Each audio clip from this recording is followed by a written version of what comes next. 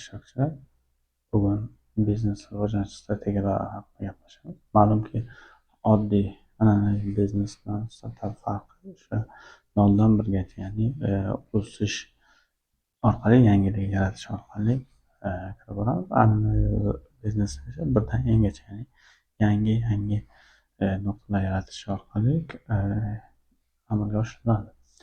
Hop, asosiy strategiya bu ijro etmaydi, ular qidiradi.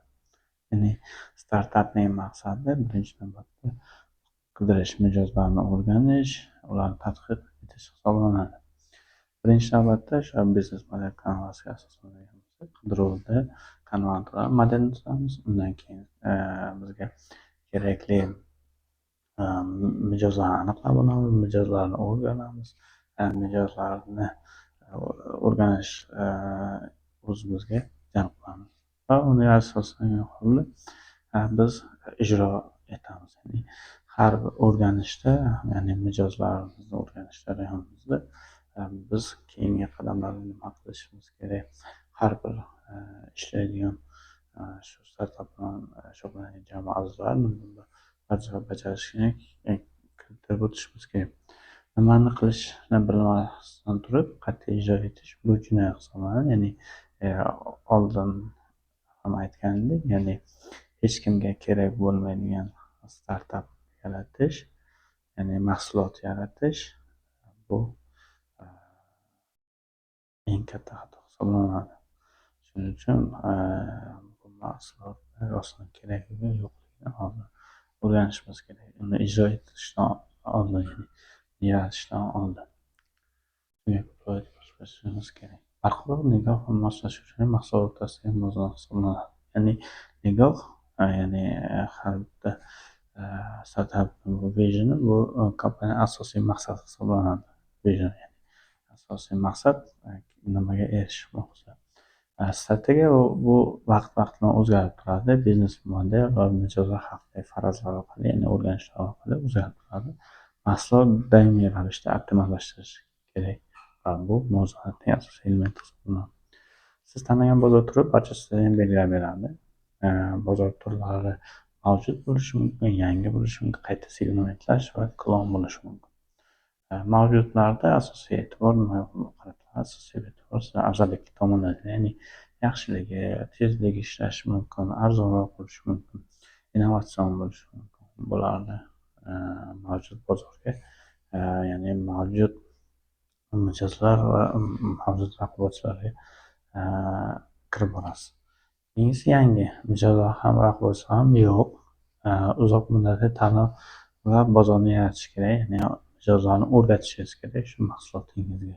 Bu yerda qayta segmentlash, ya'ni mavjud bozorni past darajada, masalan, ayni bir segmentiga kirib borishingiz mumkin.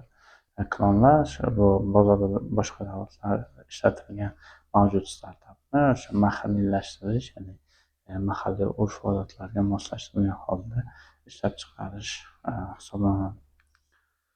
Binodan tashqariga chiqing, mijozlarni o'rganish, rivojlanish to'rtta bosqichi. Bu mijozni kashf qilish kerak, mijozlarni tasdiqlashimiz kerak. Mana shu tasdiqlangandan keyin masalan pivot qilishimiz kerak yoki davom ettirishimiz mumkin. Keyin mijozlarni yaratishimiz kerak o'zimizga, jamiyatni va kompaniyani qurishimiz kerak. To'rtta bosqich. Hop, jalb qilganimizdan keyin asosiy e'tibor ko'proq saqlashga, ya'ni mijozlarni o'zida ko'proq saqlab, keyinchalik o'stirishimiz kerak. Endi o'tgan darslarni ko'rdik, ya'ni mijozlar sahifaga kirganidan keyin, masalan, dasturingizga kirishgandan keyin, veb sahifangizni ko'rishgandan keyin ular yana qayta kira olishi kerak, ya'ni sizni mahsulotingizdan keyinchalik ham foydalanishlari kerak. Hop, bu haqida ko'p muhim bo'lgan yagona metrikaga ko'proq e'tibor berishimiz kerak, ya'ni vanti metrikalarga bizga kerak emas. Burilish yoki davom ettirish bu asosiy masala. Ya'ni foydalanishni o'rganganingizdan keyin, research amalga oshirganingizdan keyin siz o'sha biznes modelingizni yo davom ettirishingiz kerak yoki o'zgartirishimiz kerak. Bu asosiy shartlardan biri hisoblanadi.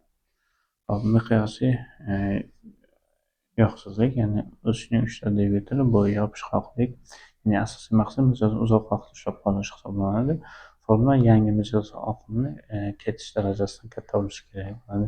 Ya'ni mijozlarimiz yangi mijozlar ko'proq bo'lishi kerak. Virusli har bir mijoz o'zi bilan kamida yana bitta mijoz olib kelishi kerak. Ya'ni bu virusli bo'ladi, ya'ni virus koeffitsiyenti birdan katta bo'ladi. Pulli foydador yangi mijozni sotib olishga sarflanishi kerak. Ya'ni har bir sarflanadigan mijozimiz ular keyinchalik kelib nima deydi, to'lovi katta bo'lishi kerak. Dinamik yaxlitlik tizimi, ya'ni birinchi navbatda chaqiramiz va raqam hosil qilamiz. Ya'ni jalb qilamiz, saqlaymiz, o'stiramiz. Undan keyin strategik piramidasini quramiz. Taktika, strategiya hamda missiyani belgilab olamiz. Asosiy metrikaga e'tibor qaratamiz. Asosiy metrikalarimizni agar bashorat, ya'ni qo'ygan biznes modelimiz, bashorat qilgan bashoratimiz to'g'ri bo'lsa davom ettiramiz. Ya'ni agressiv, agar qanday kamchiliklar bo'lsa ularni burilish qilishimiz kerak. Ya'ni hop, xulosa, qisqacha xulosa aytganimiz taxminni to'xtating, tasdiqlashni boshlashimiz kerak ekan. Ko'rkam ijro etish o'rniga tasdiqlangan biznes modelini qidirishimiz kerak ekan. Vantimetrika aldanmang, ya'ni keraksiz metrika o'sishni haqiqiy dvigatelini boshqarishimiz kerak ekan. Bundan tashqariga chiqing va haqiqiy mijozlar bilan gaplashish orqali o'rganing. Bu qisqasi ma'lumot. Sog' olasizlar. Marhamat.